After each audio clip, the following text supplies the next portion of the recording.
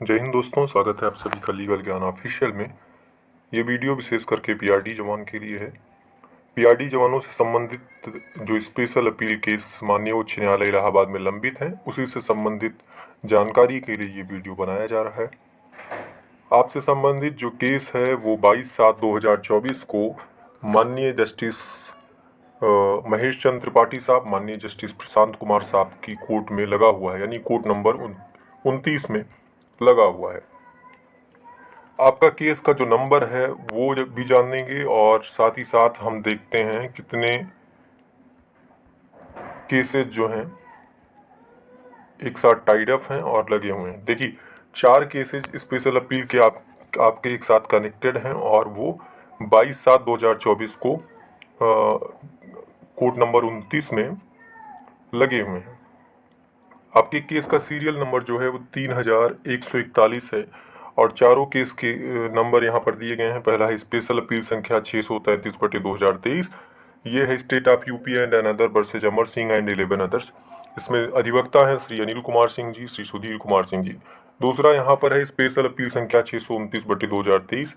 यह है the state of UP and 2 others versus Shamsher Ahmed and 5 others.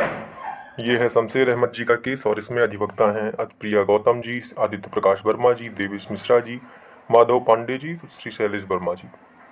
तीसरा है इसमें स्पेशल अपील संख्या 630/2023। इसमें ये है state of UP and 2 others versus provincial रक्षक दल, PRD employees welfare association and 2 others.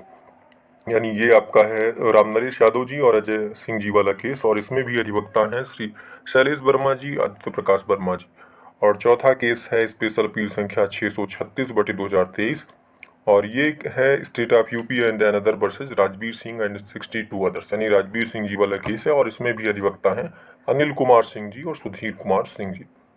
तो ये चारों केस जो हैं एक साथ कनेक्टेड हैं और कल यानी 22/7/2024 को कोर्ट नंबर 29 में सीरियल नंबर 3141 पर लगे हुए हैं।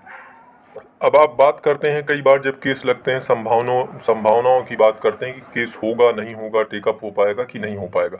तो देखिए, संभावनाओं पे बहुत ज़्यादा बात हम नहीं करेंगे, लेकिन केसेज आपके मेंशन होते हैं, केसेज आपके टेकअप होंगे नहीं होंगे इसके बारे में कह पाना थोड़ा सा मुश्किल काम है, क्योंकि केस जिसको भी, जैसे जो लिस्ट वाले केसेज हैं, ज़्यादातर केसेज लंच के बाद ही टेकअप होते हैं, लंच के बाद ही इन केसेज में बहस होती हैं। तो सुबह ही केसेज मेंशन कर दिए जाते हैं, जैसा समय रहता है उसी के अनुरूप काम होता है और केसेज की सुनवाई होती है।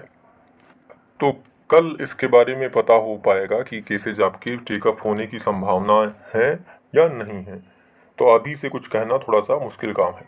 दूसरी एक और महत्वपूर्ण बात है कि मुझे जानकारी मिली है कि कई ढेर सारे पीआरडी जवानों ने एक ज्ञापन सौंपा है और ऐसे कई ज्ञापन अलग अलग जगहों पर दिए गए हैं जिसमें कई चीज़ें सरकार से मांग की गई हैं।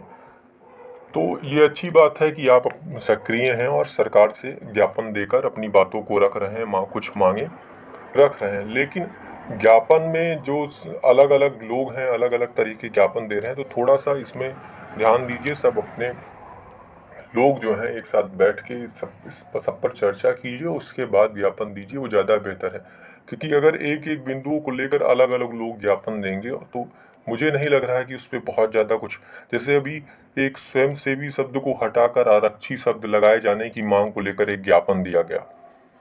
तो ऐसे कई मांग हैं आपके, तो वो मांग एक साथ प्रस्तुत कीजिए ताकि अगर संभावनाएं बने तो विचार किया जाए उस पर, तो कुछ बेहतर हो आपके लिए। अब मान लीजिए, वैसे तो संशोधन एक्ट में संशोधन की प्रक्रिया एक लंबी प्रक्रिया है और इतने आसानी से संशोधन नहीं होगा। संशोधित शब्द को हटाने का मतलब एक बहुत बड़ा बदलाव, तो ये इतना आसान नहीं है।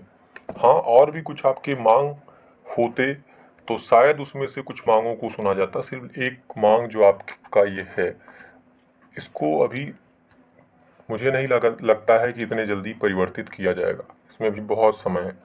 एक्ट में संशोधन होगा तो बहुत सारे संशोधन की आवश्यकता है, बहुत सारे मांग आप सबके पहले भी थे, अगर उन मांगों को भी रखा जाए तो ज़्यादा बेहतर है।